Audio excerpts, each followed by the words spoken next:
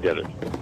I have had long conversations over the past 2 weeks with contacts at the Army War College, at Headquarters Marine Corps, and I've made it absolutely clear in both cases that it is 100% certain that 9/11 was a Mossad operation. I knew that the Israelis would be involved because they had people like Michael Chertoff, who should have been indicted because he had double citizenship here and in Israel, and was in charge of Homeland Security along with Richard Pearl and others whose loyalty have never been to the United States. Unfortunately, these are American Jews whose loyalty is to Israel, have never served the American government, never been in the American military, but I'm more than happy to serve the Israeli military.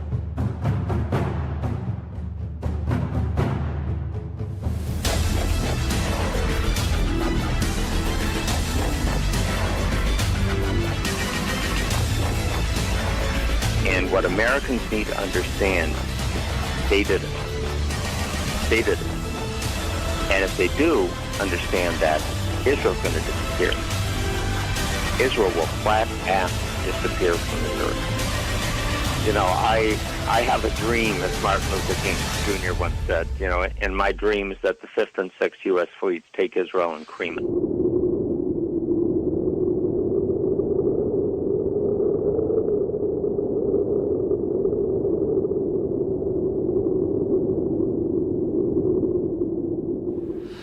Yeah, ladies and gentlemen, it's Brendan O'Connell, the Bell Tower Boy. Live from Tehran, well, not really live, but you know what I mean, it makes it sound more exciting. The date is the 23rd of January 2017, it's a Monday. I just want to make a small announcement. We're going to organise a conference in Tehran. That conference is going to be about Israeli intelligence activity, my subject, my favourite subject, in particular the infiltration of the world's high technology sector by Israel. The fact that Israel has become a, quote, technology juggernaut. That's a quote, technology juggernaut. The fact that after Henry Kissinger and his friends at the Chicago School of Economics very kindly transferred American heavy industry and manufacturing to China, we now have the current day Jewish neocons and their friends throughout the US government shifting the entire American high technology industry to Israel. Silicon Wadi is what they call it, as opposed to Silicon Valley. And I'm not joking, they are sending the entire American high technology sector there. The only thing the Americans will be manufacturing are tanks, guns and bombs to drop on people at the behest of Israel and Bibi Netanyahu. That's the only thing Americans will have left. Whether that's going to change with Donald Trump remains to be seen. We live in hope. I don't know, not too much hope, but we live in hope. This subject is a subject that I managed to raise to a very high level in my own state. I was invited out for coffees with the head of counterterrorism, Inspector Barry Shelton. When he did that, all of a sudden the Israeli ambassador turned up. Thank you. Thank you very much. Ladies and gentlemen, good afternoon, shalom. May I thank all those who are here this afternoon for being friends of the State of Israel. I recognize your commitment to the well-being of the people of Israel, and I acknowledge your affinity to the Jewish people. The Israeli Deputy Foreign Minister turned up. Organizations like yours are especially crucial at this time when our enemies are attempting to delegitimize our basic rights to exist and threatening to destroy us as well as the rest of Western civilizations.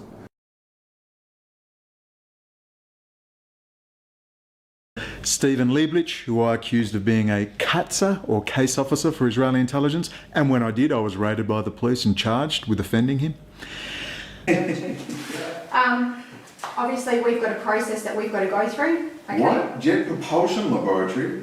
Brendan, we've got a process that we need to do. Okay, so what we're going to do is we're going to invite the other officers in, and then we're going to start the camera. Okay? Wait a minute, before you go on, what the hell? It may be used in evidence. Okay? Wait a minute, before you go on, what the hell? It may be used in evidence. Okay? Wait a minute, before you go on, what the hell? It may be used in evidence. Okay? Wait a minute, before you go on, what the hell? It may be used in evidence.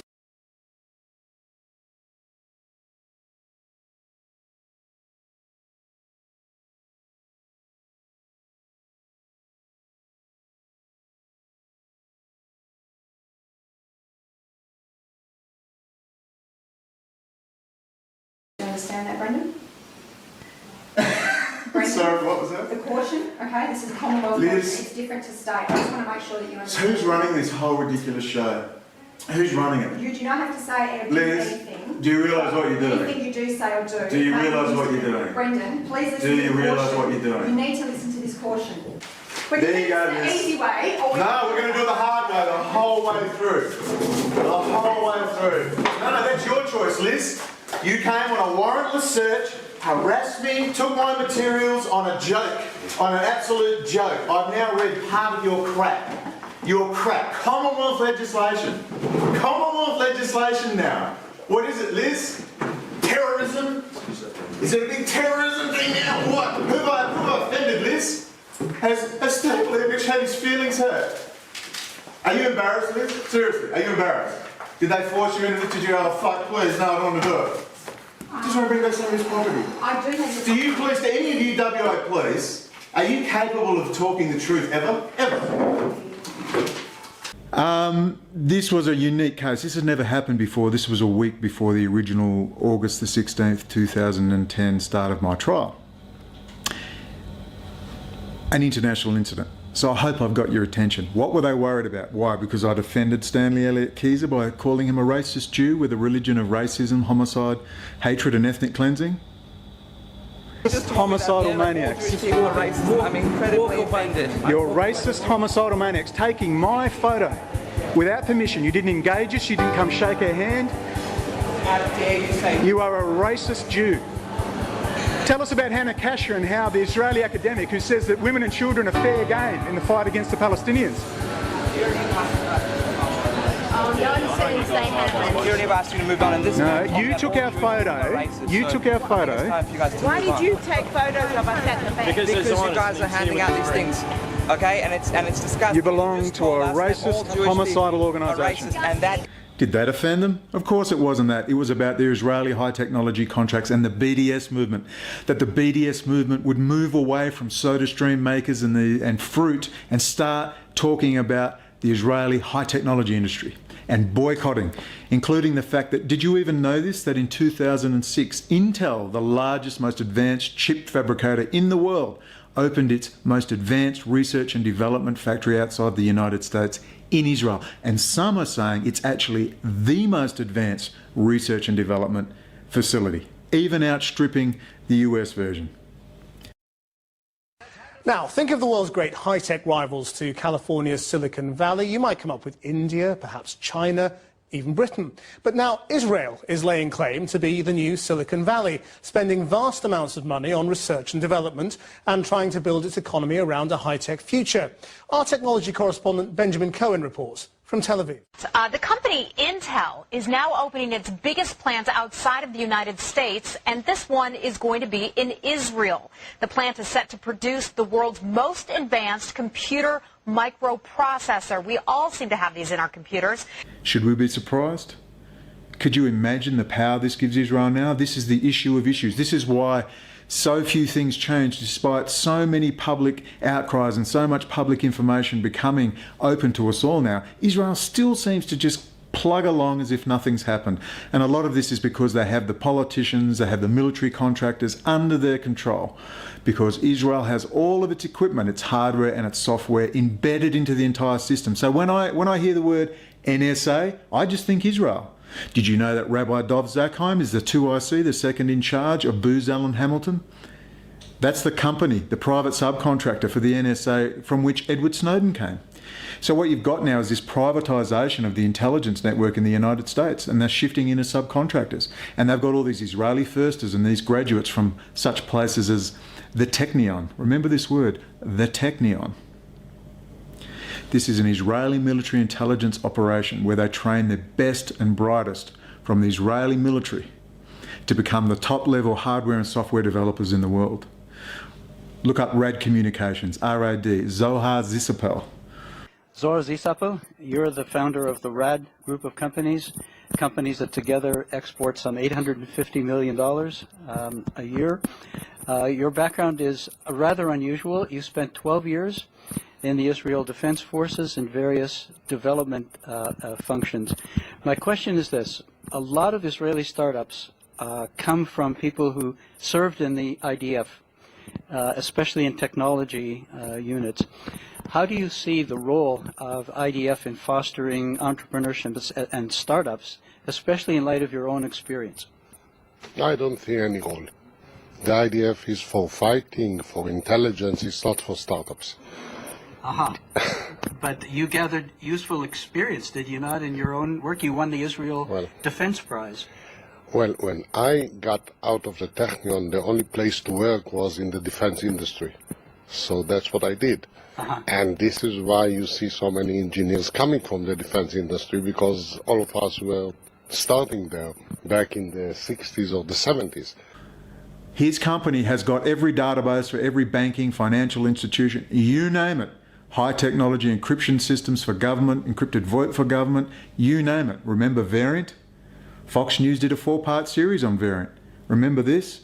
Now Fox News has learned some U.S. investigators believe that there are Israelis again very much engaged in spying in and on the U.S., who may have known things they didn't tell us before September 11th. Fox News correspondent Carl Cameron has details in the first of a 4-part series. Who can forget that? Amdocs, Converse, Infosys, P-Tech, all of them intimately involved in 9/11. All of them intimately involved in keeping US under control. We all remember Kay Griggs and her statement that, military intelligence in the United States, the head of the computer ID department, Ron Jarman, is an anarchist Jew who met his wife in a kibbutz in Israel. The infiltration is total. This is the issue we want to discuss at a conference here in Tehran, and I'm going to have at least an instigatory role in getting that conference happening. I won't be a main organiser, but I'm going to instigate it. I've already had a quick chat with Dr. Alan Sabrowski on Facebook. Dr. Sabrowski is also an editor at Veterans Today, where his latest series of articles regarding Israeli involvement in the 9/11 attacks against the United States is a shocking expose of how the Israeli Mossad planned the attacks and how the U.S. military had prior knowledge. An argument often not discussed, especially by someone like Alan Sabrowski, who is an American with Jewish ancestry. However, Sabrowski bravely addresses this sensitive and controversial topic as someone devoted to the security of the United States at any cost. So what happens when a military insider puts the devastating terror attacks of 9/11 directly at Israel's doorstep? Dr. Alan Sabrowski, thank you so much for joining us on The Autograph. My pleasure, Susan. So, of course, Israel knows it's happening now. And Dr. Alan Sabrowski has expressed a deep interest. Hopefully we can get Kevin Barrett here. We can get Phil Giraldi here. We can get Sibel Edmonds here. We can get Rye Dawson here. We can get a whole host of people here. Perhaps Mark Glenn and others. We can get a whole host. And we remember when Dr. Alan Sabrowski, perhaps one of the first to really go public when he said that Israel did 9/11 and he'd like to take the US 5th and 6th Fleet and cream Israel. Do you remember this little radio interview he did with Mark Glenn from The Ugly Truth? Let's quickly cut to that now. Without any further ado, I want to go ahead and bring up tonight's guest, and it is Dr. Alan Sabrowski. Dr. Sabrowski, welcome to the program. Thank you very much, Mark. Pleasure to be here. Alan Sabrowski, Ph.D., University of Michigan, is a 10-year U.S. Marine Corps veteran and a graduate of the U.S. Army War College. Now, not only that, Dr. Sabrowski, correct me if I'm wrong here, not only are you a graduate of the U.S. Army War College, but you were Director of Studies there for some period of time. Is that correct? That's correct, for 5.5 years. 5.5 years as Director of Studies at the U.S. Army War College. Pretty amazing stuff. In fact, so amazing, I did a little video project of my own in the middle of the lead up to the trial. I went out on the street and there was everywhere I could find the media, I dropped in, it's one of my favourite videos, I dropped in Dr. Alan Sabrowski interview. Have a watch.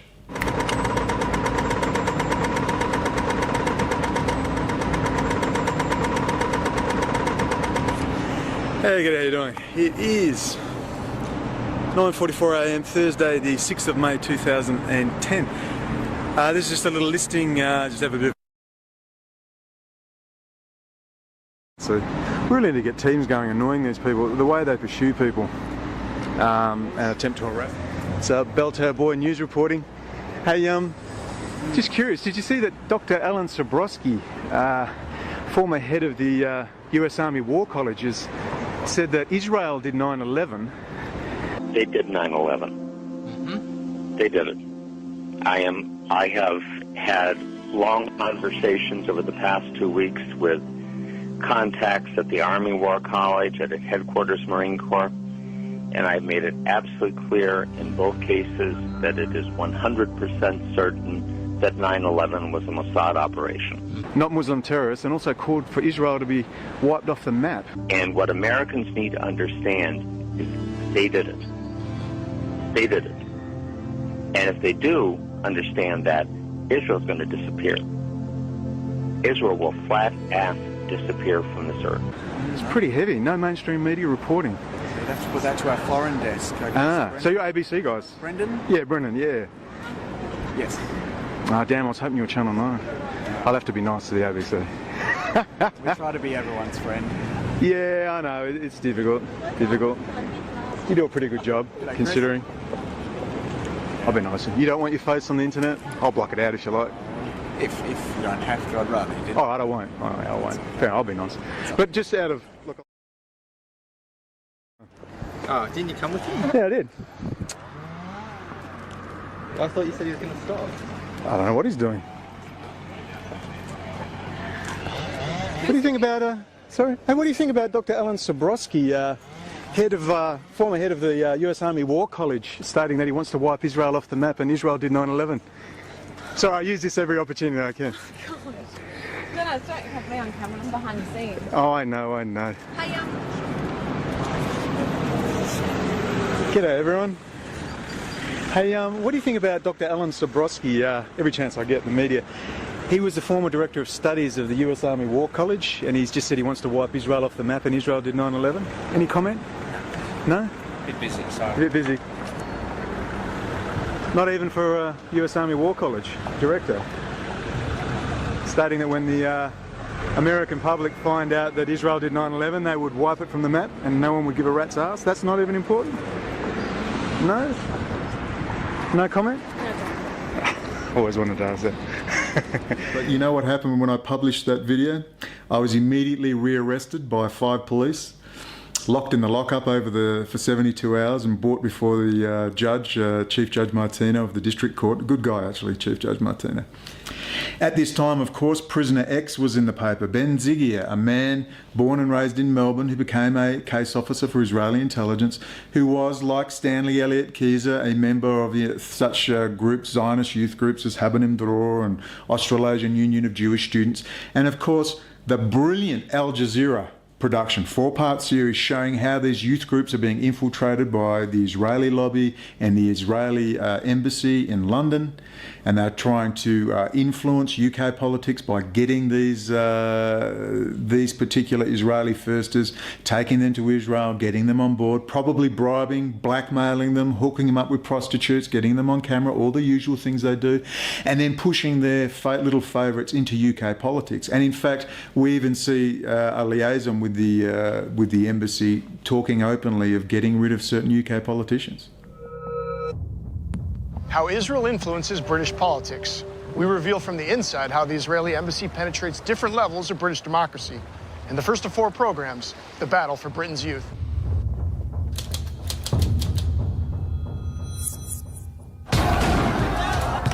Following decades of violence, a new challenge has emerged to Israel's occupation of Palestinian lands, called BDS. BDS is here to stay. That's the global movement to boycott, divest, and impose sanctions on Israel and expose it as an apartheid state. The Israeli government has responded with a campaign to rebrand the country's image. The reason we should fight BDS is because it's wrong.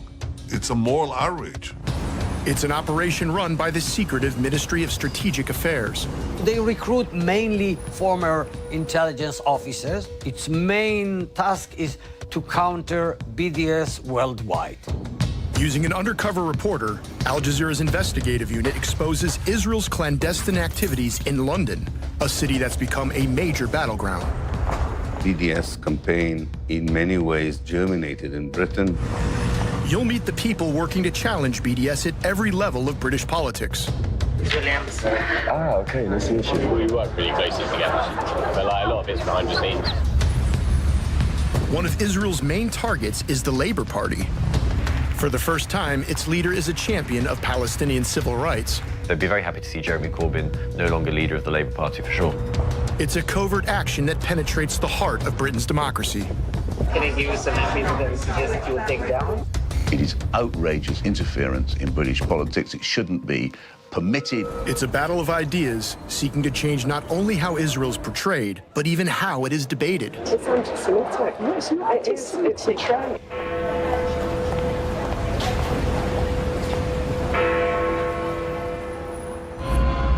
You better wake up. The world you live in is just a sugar-coated topic.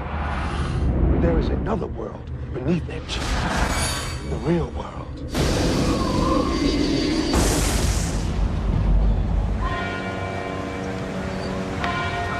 So can you hear those bells?